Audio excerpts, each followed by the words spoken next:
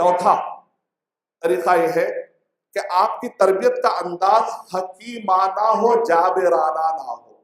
जाबिराना मतलब dictatorship, autocracy, dictation वाला अंदाज ना हो, डिस्कशन वाला अंदाज हो। खास तौर से जो बच्चा 15, 16, 17 का, इसको कहते हैं रिवोल्ट एज। एक ऐसा मरहला है जहां पर बच्चे को ख्यालात आते बगावत के, घर से बाहर निकलना है, किसी की भी नहीं सुनना, अब मैं बड़ा हो चुका हूँ। ऐसे वक्त पे माँ बाप कहते हैं तुझे इंजीनियरिंग करना है, बस करना है। ये तरीका नहीं चलेगा, फेल मेथड। आपको क्या है, सिंपल ये करना है, बेटा अब आप बड़े हो गए। इस्लामी एतबार से 15 साल का बच्चा बालिग हो गया, अब रजुल है वो। 15 साल के बाद बच्चा क्या है, अब रजुल है, मर्द है वो। औरत है, बालिग हो चुकी है, अब एक औरत है, लड़की नहीं रही है, वो लड़का नहीं रहा। उसको क्या करना चाहिए, अच्छा बेटा आपका क्या इरादा है, अच्छा आप इंजीनियर बनना चाहते हैं, अच्छा ठीक है, अच्छा क्या तुम रीजन दे सकते हो कि क्या वजह हो सकती है, अच्छा इसके पॉजिटिव बताइए, इसके नेगेटिव बताइए, चलिए कंक्लूजन निकालेंगे। डिस्कशन का माहौल हो, बच्चा आपको अपना दिल दे देगा इंशाल्लाह। साइकोलॉजिस्ट कहते हैं आप इतना पूछिए, उसका आप बच्चा वही करेगा जो आप चाहेंगे। क्यों नहीं, क्योंकि आपने उसका दिल जीत लिया। लेकिन हमारे पास क्या था, डिक्टेशन। मैंने कह दिया हो गया, इस घर में या तो मेरी चलेगी या तो बोरिया बिस्तर लेके बाहर भागो, ये नहीं चलेगा। बच्चा किसी गलत फिरके के या किसी गलत लोगों के, बातिल परस्तों के हाथ में पड़ जाएगा, फिर ना कहना कि खबर ना हो। हकीमाना हो, हिकमत से समझा। हिकमत से समझाने का मतलब यह है बच्चे की एज ग्रुप का ख्याल रखें। 4 साल का बच्चा एक वर्ड याद कर सकता है, तौहीद, रिसालत, आखिरत, ईमान, इस्लाम, एहसान। ये जो कीवर्ड्स है, तकरीबन 100 कीवर्ड्स है जो मैंने अपनी किताबों में जमा कर दिया। नर्सरी से लेकर 10 तक जो सिलेबस है उसके अंदर मैंने जमा किया है, 5+, 7+ में जमा किया है। और कीवर्ड्स आपको हमारी किताबों में बेशुमार मिलेंगे। उलूमुल कुरान, उलूमुल हदीस की 7 किताबों में 500 कीवर्ड मैंने जमा किए।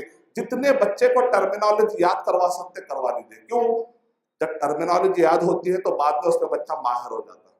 मिसाल के तौर पे आपने देखा होगा कि बाद बच्चों को 100 क्रिकेटर्स के नाम याद होते। क्यों, इसलिए कि बचपन में बच्चे को बताते इसको ग्लव कहते हैं, इसको पैड कहते हैं, इसको बॉल कहते हैं, इसको बैट कहते हैं, और ये पीछे जो ठहरा इसका कीपर है, ये बॉलर है, ये बैट्समैन है। जब ये कीवर्ड जान लेता है तो ये बच्चा बहुत आगे जाता है। लेकिन इस्लामिकली ये बच्चे को कुरान, हदीस नहीं मालूम, हदीस किसको कहते हैं, कुरान किसको कहते हैं, इस्लाम, ईमान, एहसान, ये कीवर्ड बच्चों को याद कराइए, मैक्सिमम याद कराने की कोशिश कीजिए। इंशाल्लाह उसके बाद आप उसका मिरेकल देखिए। 4 साल का बच्चा 1 वर्ड याद कर सकता है, 4 साल से लेकर 7 साल का बच्चा 2-2 वर्ड याद कर सकता है। 2-2 वर्ड वाली हदीसें याद कराइए, ला तग़ज़ब, ला तहासदू। बेसिक वो हदीसें हमने जमा कर दी है जो 5+ में याद होती है, जो 7+ में याद होती है। एज के हिसाब से भी हदीसें जमा कर दी है। आयतें कितनी देनी चाहिए उसके अंदर जमा कर दी गई है। हिकमत का मतलब यह है कि एज ग्रुप के हिसाब से बच्चे को तालीम दी जाए। और जब बच्चा 7th, 8th, 9th में होता है, ये एज में बच्चे को डेफिनेशन याद होता है। आपने देखा होगा स्कूल के अंदर बच्चों डेफिनेशन रटाते हैं और उसके अंदर बताया जाता है कि भाई ये सारे जितने भी केमिस्ट्री है, फिजिक्स है, उसके अंदर जितने डेफिनेशन है 7th, 8th, 9th में बच्चे याद करते हैं। यहाँ पर आप तौहीद का डेफिनेशन, यहाँ पर उसको ईमान के 6 अरकान के ये डेफिनेशन उसको तफसीली तौर पे याद करा दे। और अल्लाह के नबी सल्लल्लाहु अलैहि वसल्लम ने एज का ख्याल रखने के लिए कहा 7 साल का बच्चा हो तो उसको नमाज की ताकीद की जाए। अगर बच्चा 10 साल का हो जाए तो कहा जाए उसको ज़र्ब करो अगर वो नमाज ना पढ़े।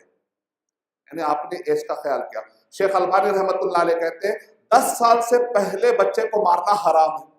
ये हराम काम कई माँ बाप कर चुके हैं। शेख बिन बाज रहमतुल्लाह अलैह ने कहा हराम है 10 साल से पहले बच्चे को मारना। बड़ी मजबूरी में इजाजत दी है ज़र्ब करने। और वो ज़र्ब भी कैसा है जानते हैं आप? ज़र्ब हमारे पास क्या है, 1-2 लाठी मारूंगा ना सीधा हो जाएगा। ये शॉर्ट मेथड है, लॉन्ग जाइए, सबर करते हुए जाइए। ज़र्ब अगर आपने बच्चे को मारते वक्त पे बगल दिखा दिया हराम, गुनाह।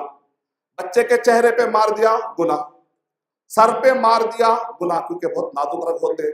पेट में आपने घूसा मार दिया गुनाह। 10 साल से कम के बच्चे के बारे में अगर आपने 10 से बढ़ के मारा गुनाह। अगर आपने 10 में के 2 मार एक जगह पर मारे गुनाह। अगर आपने मारा और बच्चे के आपके उंगलियां उस पर पड़ गए और खून नजर आने लगा गुनाह। آخر کون سی ضرب مراد ہے؟ اس لیے میں ترجمہ کر رہا ہوں ضرب، مار نہیں کر رہا ہوں، مار کا معنی الگ ہے، بیٹنگ کا بھی ترجمہ نہیں کر رہا ہوں میں، مار کا بھی ترجمہ نہیں کر رہا ہوں، ضرب کا معنی ضربی ہے۔ کیوں؟